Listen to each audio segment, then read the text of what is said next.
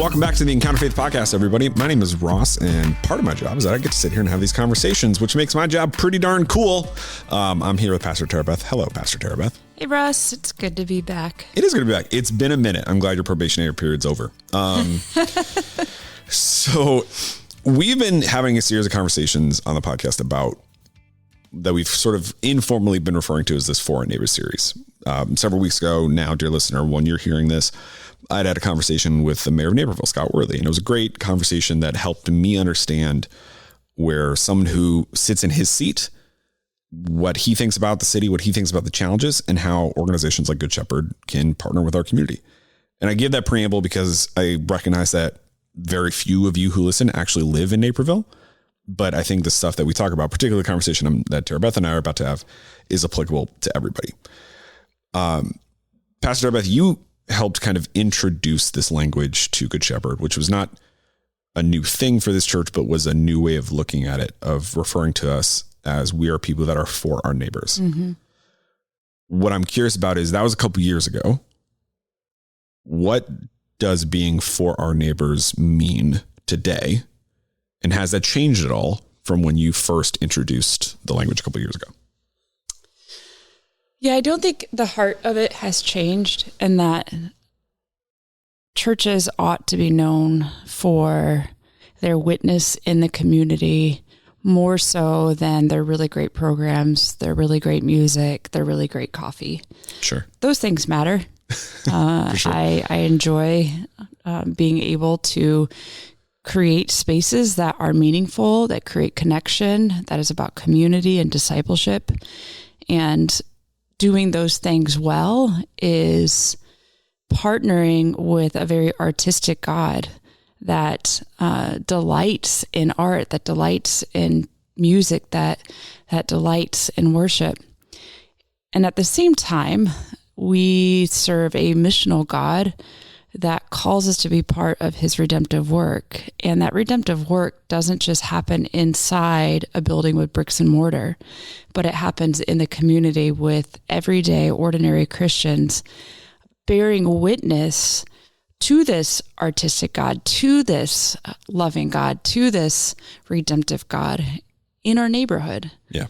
And not necessarily in a top-down programmatic way. One of the things that I love so much about Good Shepherd is we kind of pride ourselves in all the grassroots movements. Mm-hmm. A lot of the secret sauce to Good Shepherd is that there is just this powerful grassroots DNA with so many of the ministries. Mm-hmm.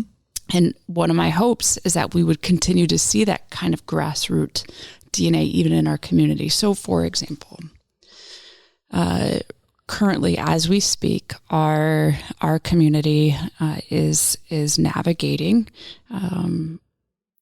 painful situations to watch with the immigrant community, and it's complex, it's difficult, and some of the stories that we're hearing are every bit of horrific. Right. And I've sat with someone who is an ICE agent, and they've even said, yes, everything you're seeing and hearing is every bit of horrific. Yep. And even ICE agents that are miserable. Yeah. They've been with ICE for a very long time, and their pension is wrapped up into this. Yeah. And if they leave, they lose their pension. There's just all sorts of complicated things, even if they don't agree with the manner sure. in which things are happening. And some of these stories are absolutely gut-wrenching. Mm-hmm. For example, like there are innocent and vulnerable children involved in this. Right. And you've also sat with pastors and members of that community and leaders who are dealing with not only the present horrific circumstances, but the aftermath of stuff that most people experience as a headline that's defining communities. Like you've sat in those spaces and had to deal with those things as well. Exactly. And it is just, as Christians, our hearts ought to grieve and ache with some of the stories that we are seeing with some real vulnerable people and real vulnerable populations. And I don't mean this in a political sense. I mean in a Christian kingdom sense, we are watching people hurting. Mm-hmm. And so back to the grassroots thing, what do we do? What do we do? So I would imagine this podcast might air after the 14th. So on October 14th, we are bringing in World Relief to have conversations with us, a learning session on how do we be good neighbors to the immigrant community. Mm-hmm. And out of that, my hope is that we will see some grassroots movement where people can discern on how they can be part of joining God in this redemptive work, even in this situation. In all situations, we need to be thinking about, like, how can we join God in redemptive work in our community in all situations, especially where we see these spaces that are void of shalom, if you will. Yeah, that's great. That's a good way of looking at it. These spaces that are void of shalom. So how do we join God and restore him shalom? Yeah, because in those conversations you're describing, the ICE agent who's struggling has just as much of a lack of shalom as the families that are impacted by the actions of that department. Yeah. And I think what's so critical for churches like ours, why I started on staff right as this foreign neighbors language was being rolled out. So then a bunch of people gave me credit for some comms language that I didn't come up with. But why it's always resonated so much with me is, I think, particularly for a church like ours that has the resources that it has, that has the privileges that it has. We have a responsibility that is not aspirational for us. It's required. Mm-hmm. You and I in real time, we're just at a conference with a lot of churches of 20, 30, 50 people that are faithfully pursuing this redemptive work in their communities. Mm-hmm. But a church of our size, there's a level of an expectation because we can afford to have those conversations. Right. And I'm really grateful personally that we are bringing in experts who are living this experience out, who are supporting this community. In World Relief's case, have been doing so for something like 80 years. Yeah. To help us figure out and discern, what does grassroots support of this community look like? Right. Because it will be different than the church down the street, which is kind of the point. Mm-hmm. What I'm curious about and how that connects for me is, for our neighbors, is for sure in these inflection points, in these moments of crisis, in the work that so many of us as part of this community do with places like Hesed House and Loaves and Fishes and these pillars of the community that are supporting. These are all our neighbors, the immigrant community, those who find themselves at the end of their rope at Hesed House, Loaves and Fishes, those who have no choice but to go to a place like Loaves and Fishes to provide for their family. That community, those people are our neighbors. Right. What I'm curious about is, for our neighbors also extends to the everyday, ordinary ups and downs parts of life. Mm-hmm. What I'm curious about for you is, our mission for Good Shepherd includes the phrase walk together. What I'm curious about is, how does for our neighbors also extend to those who may not be in crisis, but are equally absent of shalom? Yeah. So one of the things that we see in scripture is there's no hierarchy as to who we're supposed to love more. There's not. And, the Pharisees tried to catch Jesus in this so many different times because they were trying to get Jesus to specify, like, okay, they said, well, so who's my neighbor? And Jesus then goes on to tell this parable, even though they tried to get him on that, they wanted a list, but there's no hierarchy. And so, we don't love, for example, the ICE agent who is struggling with his or her career and job, or even the ethics of what they're doing, more than we love those who are in the immigrant community, or we don't love, someone who is navigating a divorce more than we love someone who is struggling to put food on the table. It's all about the work of contextualizing our community and what's happening, right, and having an eye. You know, if we're walking in the presence of God, if we're tending to the presence of God, if we are opening ourselves up to the presence of God in the everyday, ordinary spaces, and pray that God would give us an eye for the places that are void of shalom. And when we see those places, we are to go into those places, enjoying God in that redemptive work, in loving our neighbors. Yeah, that's good. Because I also think it connects back to our individual gifts, because I'm thinking about a couple of people in particular, but I become good friends with someone who had very tragically experienced some infant loss. And one of the things that she's been wrestling with for a long time is how God has actually, in that tragedy, used that experience and has equipped her for that type of work. Yeah. And how she has continued and will continue to stand by people who are in this incredibly vulnerable moment. I can empathize. I want to stand with people like that.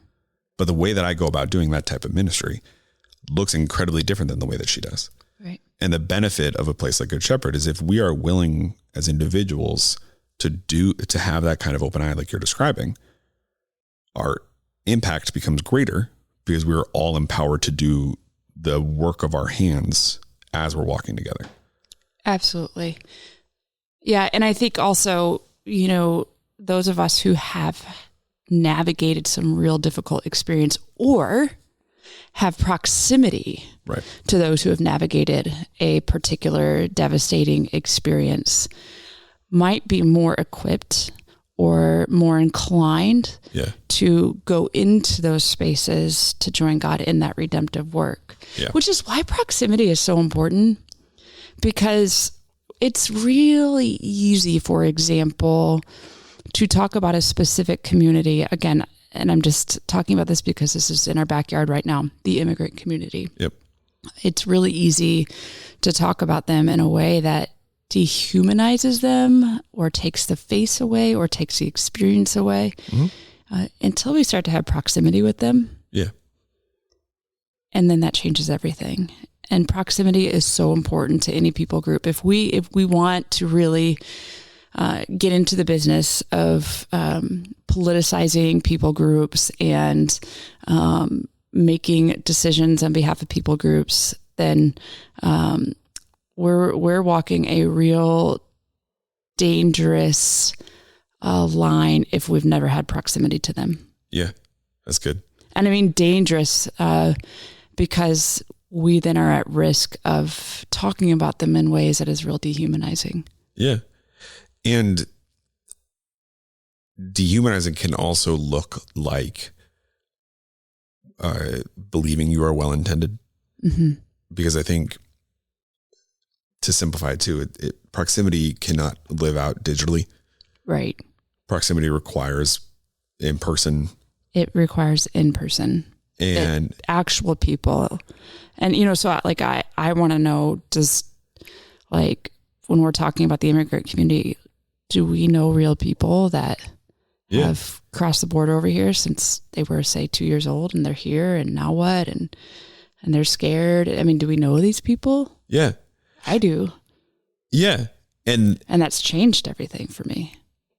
And that's one of, to talk about my line of work for a second, it's one of the dangers of relying on communication and that does not have your best interest at heart, dear listener. Because when I think about why that happens, why we are able to write off entire communities of people, it's because there are places you can go where that you are fed that information. Your biases are confirmed, your fears are confirmed, your insecurities are confirmed. And those media voices, those social media voices are continuing to get louder and louder and louder. But I am reminded of when I've had those certain lack of proximities in my life. The moment I meet one person that goes against what I thought I knew, so much of my viewpoint changes. which tells me that the viewpoint I thought I had was built on pretty shaky ground. If it just required one conversation or one person to completely change the way I thought about it. Right. And my encouragement to folks who are listening is that type of work was redemptive for me. Yeah. Right. Exactly. And whatever your thing is, whatever your thing is, if you're listening to this right now going like, I don't know anyone who's crossed the border as a kid. Okay. God might be asking you to do that, or he might be asking you to go lean into a different community that you don't have proximity to, that he might be equipping the work of your hands to go do. Because I think, and we can kind of like begin to land the plane here, what I'm hopeful for in a moment like this, where things feel incredibly burdensome for people, and you can define burden however you want to, dear listener, is that churches like ours are able to actually become more engaged and galvanize our community more. Because the other kind of branch of foreign neighbors, in addition to the sort of everyday moments and in addition to those in crisis, is we have to have proximity for when those everyday moments become crisis. Yeah. Yeah, because the temptation is to distance ourselves and try to keep it far away, so that we're not impacted, so that we don't have to be disrupted. And it's just easier to kind of keep it in a box at a distance. Yeah. And it's easier to let the demands of being a human in 2025 prevent us from living out what Scripture calls us to do, because our days are messier. Our to-do lists get longer when we are invested in the lives of our neighbors. And yet that is the work we are all called to do as believers. Because I think the temptation exists to try to do this kind of stuff on your own. Yeah. And when that's happened for me, when I've fallen into that temptation, whenever a crisis hits or whenever things get hard or whatever language you want to use, I'm reminded that people are the way out. Sometimes people are the reason I got into that hard spot, but people are also the way out. If there's someone who's listening who is responding to what we're describing, who believes in what we're saying, but finds themselves being particularly alone in this moment, I'm curious how you would hope that they would lean into people when they've become isolated themselves. Yeah. I mean, get involved. Find a place where there's community actively engaging in redemptive work. Yeah. You know, when Jesus sends the disciples out, he sends them out 2 by 2. Yep.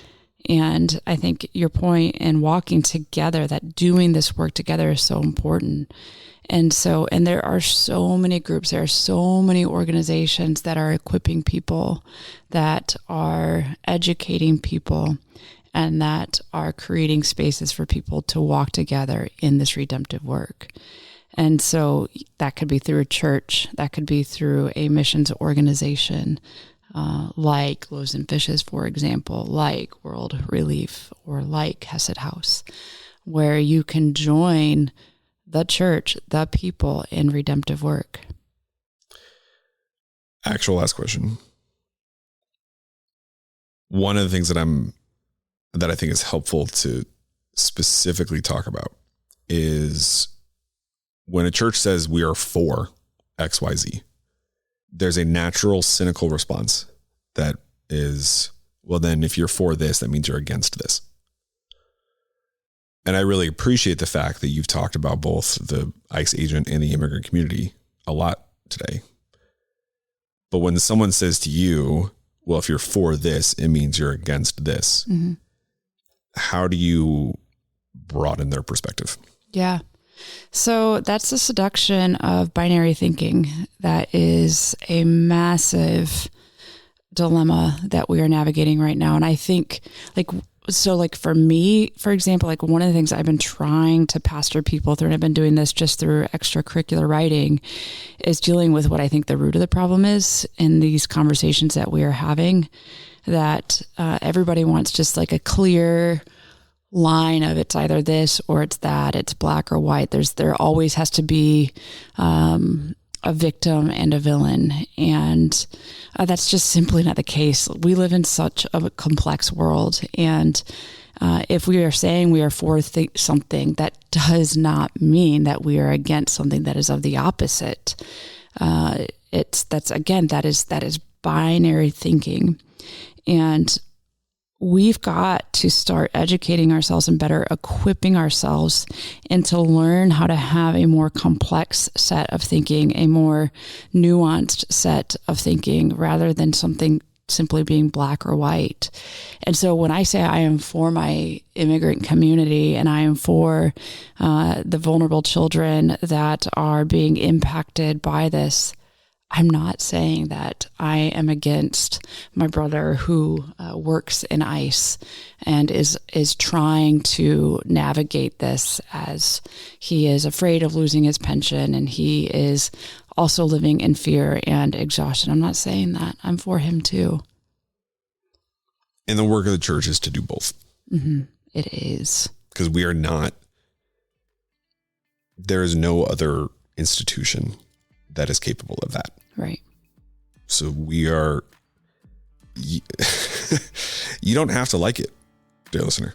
Like, I actually don't believe that that's what we are called to, but we are called to recognize that the work is to do both. Mm-hmm.